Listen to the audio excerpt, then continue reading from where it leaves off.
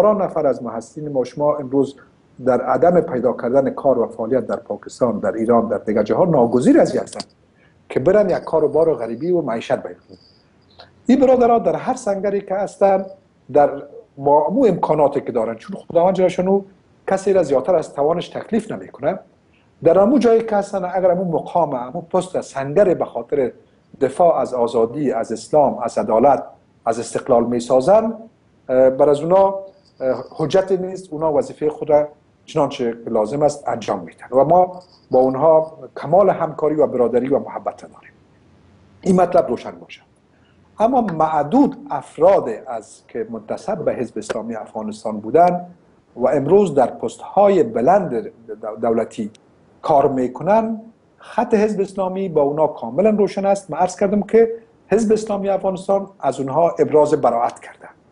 نه اونها میتونن که نمایندگی از حزب اسلامی افغانستان بکنن، نه عمل کردشان نمایندگی از اهداف حزب اسلامی افغانستان میکنن. اما هر کسی که در سنگری که از اسلام، از آزادی، از عدالت و استقلال افغانستان دفاع میکنه و بر از او کار میکنه، ما از اونها حمایت میکنیم.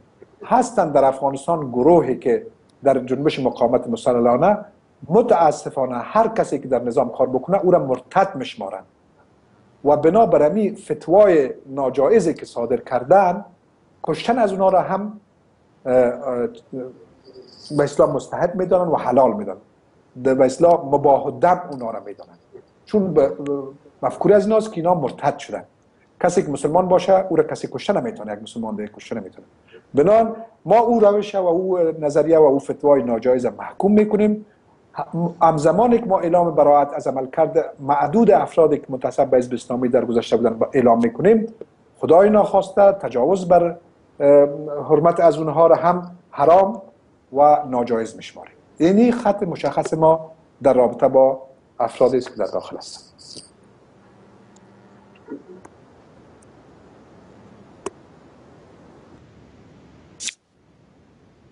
فایز برادر، با اجازه شما انجینیر صاحب عرض معذرت. من یک بار سپاس و تشکری میکنم از دوستا و برادرها و بالاخره جناب شما و جناب انجینیر صاحب محترم که واقعا صحبت‌های خوبی داشتین. به خاطر روشن شدن اذهان دوستا و برادرایی که در داخل هستن و میتونن از کتابخانه درویش بفرمایند، در اونجا کتاب استاد قریب الرحمن سعید چاپ شده، آماده نشر و آماده چیز است در خدمت برادرها و همه هموطنان ما هستن که یک سلسله مسائل اونا من حیث یک تذکر با خودشان یادداشت‌هایی داشتن در قبال سیاست حزب اسلامی.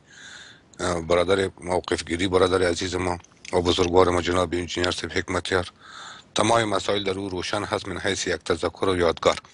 برادرها میتونن او را به دست بیارن، البته به شکل مجانی در خدمتشان هست و انشاءالله که در هفته آینده یا یک و نیم هفته آینده در حدود 10 جلد از او پیش ما و شما میرسه که برادرایی که باز در اینجا هستن در سطح اروپا اونا هم میتونن از این کتاب استفاده بکنن و اگر باز کدام نظریات دیگه داشته باشن هم میتونن که در او تجدید نظر در چاپ دومش هم صورت بگیره.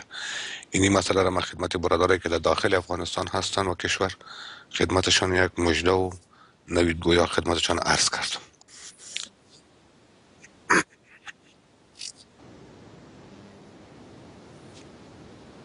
کاملا در خدمتشان است.